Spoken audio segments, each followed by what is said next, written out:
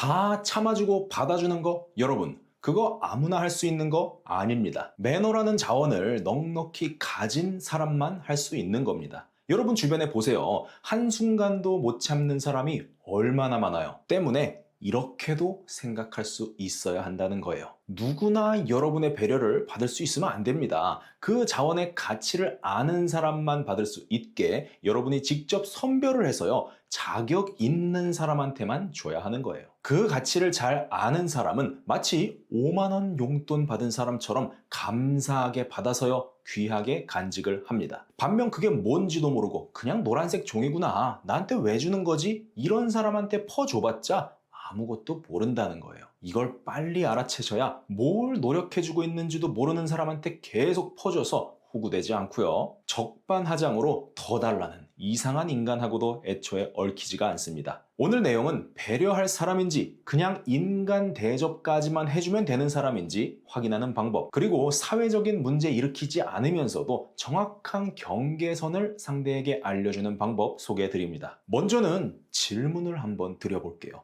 여러분은 왜 배려하시나요? 아마도 갈등을 피하고 상대와 원만한 관계를 유지하려는 마음일 거예요. 그런데 실제로는 배려가 상대방에게 본래 의미 그대로 전달되지 않는 일이 있죠. 왜냐하면 어떤 사람은 본능적으로 말의 내용보다 관계의 위계를 먼저 감지하기 때문입니다. 즉, 여러분이 아무리 좋은 의도로 배려를 건네도요, 상대방의 뇌는 배려의 내용보다도요, 누가 먼저 양보했지, 누가 먼저 반응했지 같은 신호부터 빠르게 처리할 수 있다는 겁니다. 2014년 위스콘신 대학교 엘리자베스 브레이 연구팀의 연구에 따르면 만 5세 아동조차도 어른들의 자세, 시선, 목소리 톤, 심지어 눈썹의 움직임 같은 비언어적 신호를 보고 누가 상사인지 정확하게 구분할 수 있다고 밝혔습니다. 이미 어린 시절부터 인간의 뇌는 위계 질서 신호를 예민하게 캐치할 수 있도록 완성이 되어 있다는 거예요. 더군다나 관계 초기 단계에서는 상대에 대한 정보가 없잖아요. 때문에 본능적 해석이 더 강하게 작동합니다. 여러분이 아무리 좋은 의도로 먼저 배려해도요, 상대는 먼저 배려한 여러분을 아래쪽 위치로 분류할 가능성이 있다는 거예요. 물론 사람은 거의 다 이런 특성이 있습니다. 자기 위치를 어느 정도 알아야 사회생활을 정상적으로 할 수가 있잖아요. 문제는 세상엔 이런 극단적인 사람도 있다는 겁니다. 도덕성과 사회성을 제대로 학습할 기회가 없었던 사람, 즉 경쟁과 생존 위주로 살아온 사람일수록 배려를요, 도덕이나 감정 교환이 아니라 본능적인 위계로 해석합니다. 배려하는 사람은 위계가 나보다 낮은 사람, 나보다 아랫사람, 이렇게 생각이 이어지는 사람이 있다는 거예요. 그리고 한 번 이렇게 정해진 위계는 곧이어 테스트로 이어집니다. 어떤 식으로 테스트할까요? 무리한 부탁을 해보거나 기분 나쁜 말을 툭 던져보기도 하고요. 때로는 책임까지 전가하면서 여러분의 반응을 살핍니다. 그런데도 여러분이 매번 침묵을 하거나 괜찮아 하고 넘어가면요, 상대의 뇌는 관계 구조를 명확한 상하 관계로 고정해 버립니다. 그때부터 여러분의 배려는 감사한 일이 아니라 당연한 일로 바뀌게 되는 거예요. 처음엔 단순히 이 사람은 원래 잘해주는 사람이지 라는 인식에서 출발할지라도 그걸 가만히 방치만 해두면 머지않아서요, 지난번에도 해줬으니 이번에도 해줘야지 라는 요구로 변하게 되고요. 급기야 너라면 당연히 해줘야지 라는 권리로 변질됩니다. 결국 상대의 본능 속에 여러분은 배려하는 사람이 아닌 마음대로 움직일 수 있는 사람으로 인식이 되어버린 거예요. 여기서 중요한 점은 이것이 단순한 감정이나 예의 차원의 문제가 아니라는 겁니다. 상대의 본능 속에 각인된 관계의 질서 자체를 바꾸지 않는 이상 계속해서 아래 위치로 고정이 되겠죠. 그럼 어떻게 바로잡을 수 있을까요? 더 배려해볼까요? 아니면 부탁을 해볼까요? 이런 방식이 소용없는 이유는 상대가 지금 구조를 바꿀 이유를 느끼지 못하기 때문입니다. 여러분이 아무리 진심으로 설득하고 부탁해도 상대는 이렇게 생각할 수 있다는 거예요. 아니, 내가 지금 편한데 왜 바꾸겠어? 따라서 여러분의 배려가 진정으로 존중받기 위해서는 이것은 내 기본값이 아니다 라는 명확한 경계의 신호를 함께 전달해야 합니다. 배려가 늘 좋은 결과를 가져올 거라는 고정관념에서 한 발짝만 넘어가 보세요. 배려 안에는 때로는 불편한 선이 함께 들어있어야 합니다. 세상에는 선을 지키는 사람만 함께 사는 게 아니라 선을 자유롭게 넘나드는 사람도 함께 살아가기 때문입니다. 그렇다면 어떻게 질서를 재배치해 볼까요? 여러분이 배려를 할 때 무조건적으로 퍼주는 게 아니라요, 경계선을 함께 섞어서 줘야 합니다. 나는 이런 규칙 안에서만 배려해주는 사람이야 라는 신호를 반복해서 줘야 한다는 거죠. 그런데 내 선 이거니까 넘어오지 마 라고 직접 얘기할 수는 없잖아요. 때문에 자연스럽게 대화 중에 해볼 수 있도록 4개로 쪼개서 설명을 드려보겠습니다. 첫째는 한정된 조건을 함께 제시합니다. 여러분이 부탁을 받을 때 그냥 해주는 게 아니라요, 제가 할 수 있는 범위 안에서 도와드릴게요. 저는 이 부분까지만 가능합니다. 이렇게 한계를 말해줘야 합니다. 물론 실제로는요, 그냥 다 해줄 수 있더라도요, 처음 보는 사이라면 나에게는 이런 기준이 있다라고 암시를 해줘야 합니다. 그래야 상대방이 이렇게 느끼는 거예요. 아, 이 사람은 호의적이지만 경계선이 존재하는구나 라고 인식하는 거예요. 이렇게 조건 언급을 통해서 여러분이 선이 있는 사람이란 걸 보여주세요. 두 번째는 반응 속도를 조절하세요. 요청이 들어오면 즉답하지 말고요, 확인 후에 말씀드리겠습니다 라고 상대가 대기하는 시간을 만들어 보세요. 즉각 수락은 지배 가능성을 높이는 신호가 될 수 있습니다. 잘 훈련된 애완견처럼 보이지 말라는 거예요. 하지만 상대에게 기다려야 한다는 조건을 만들면 내 도움이나 대답이 값싸 보이지 않게 됩니다. 그렇게 중간에 시간이 생기게 되면 여러분도 이게 진짜 내가 배려해줘야 할 일인지 도와줘야 할 일인지 더 생각도 해볼 수 있겠죠. 세 번째는 상호성이 이루어지고 있는지 확인합니다. 내가 양보한 직후에요, 작은 도움이라도 상대에게 요청을 해보세요. 예를 들면 나중에 저 이거 도와주세요 라든지 딱히 요청할 게 없다면 도와드릴게요. 대신 피자빵 하나만 사다 주실래요? 이렇게 해보는 겁니다. 이때 상호적 행동이 돌아오면 관계 구조가 균형을 이룹니다. 응답이 없다면 배려 강도를 줄여나가면서 균형을 맞춰보세요. 네 번째는 상호성을 위반한다면 단호하게 멈추세요. 반복적인 책임 전가나 무리한 요구가 나타나면 그 부분은 제가 감당하기 어렵습니다 라고 짧게 거절하고요. 이때 제일 중요한 것은 설명을 줄줄 읊지 마시라는 겁니다. 여기에는 2가지 이유가 있어요.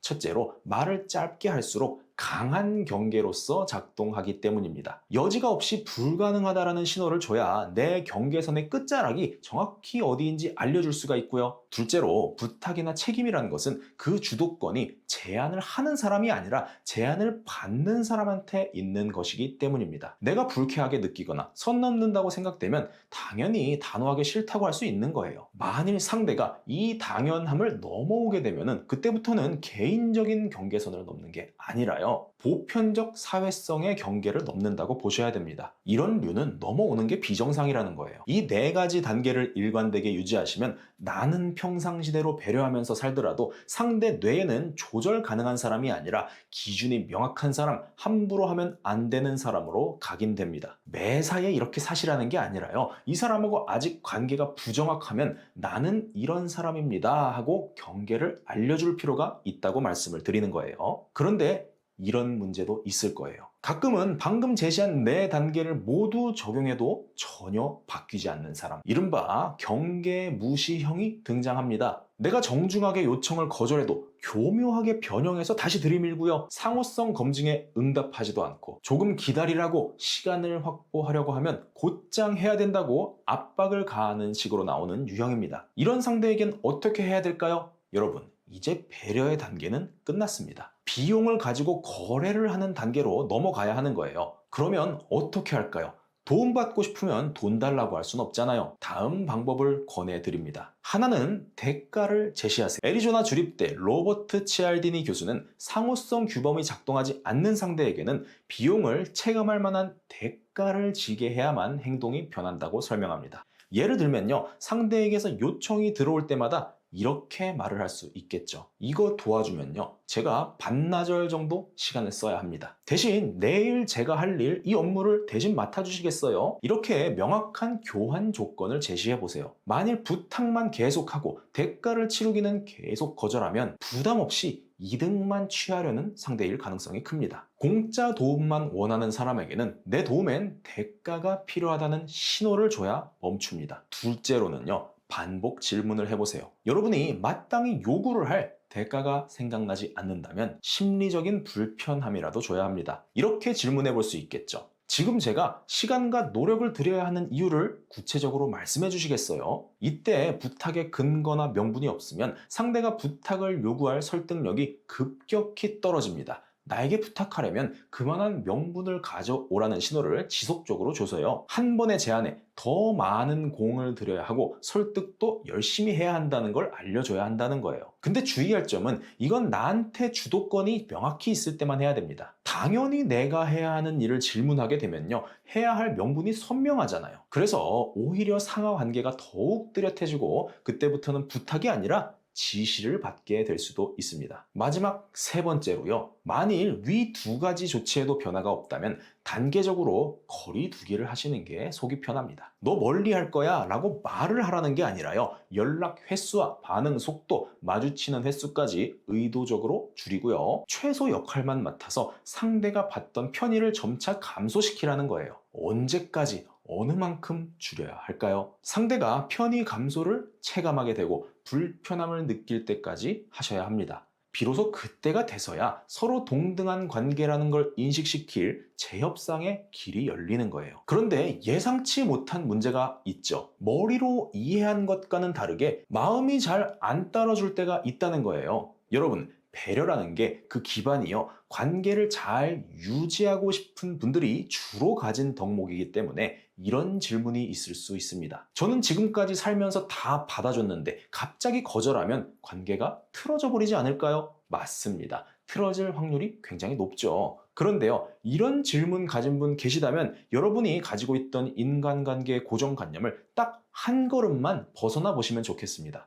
생각해 보세요. 만일 이 모든 것들을 적용해도 상대에게 변화가 없다면요. 상대는 상호적 관계를 맺을 의사가 거의 없는 사람일 가능성이 큽니다. 우리가 한 게요. 뭐 사람 왕따 만들고 배척하고 이런 이상한 짓 한 게 아니라요. 내 배려를 함부로 여기는 일을 없게 한 것뿐입니다. 피해를 준 게 아니라 지금껏 상대가 자동으로 누리던 혜택을 잠깐 걷어들인 거예요. 이렇게 평화로운 방법으로 관계 재설정을 암시했는데도 사이가 틀어져 버린다면요. 원만한 관계, 개선 가능성, 이런 희망적인 사고 회로는 잠시 끊는 것이 정신 건강에 좋습니다. 가장 합리적인 선택지는요, 관계를 최소화하거나 거래적 관계로 바꾸는 것이라고 말씀드리고 싶어요. 상대가 만일 알아듣는다? 그럼 그때 가서 다시 원래대로 배려하면 되는 거예요. 이것저것 말씀드렸지만 여기서 중요한 핵심은요, 여러분이 이 방법들을 하나씩 다 돌려가면서 모두 실행을 하는 게 아니라요. 단 한 개만 적용하더라도 그걸 일관되게 무조건적으로 적용할 수 있어야 한다는 겁니다.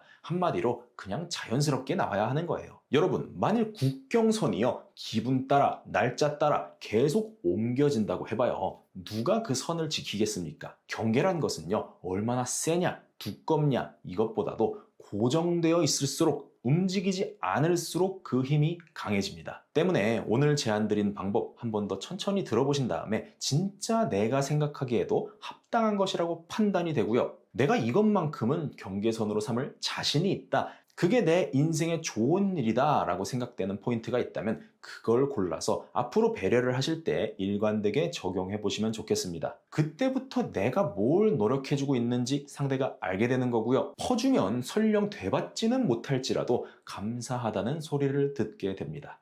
여기까지 영상 시청해 주셔서 감사드리고요. 배려심 있되 당당하게 자기 권리도 챙길 줄 아는 여러분 되시기를 응원드립니다.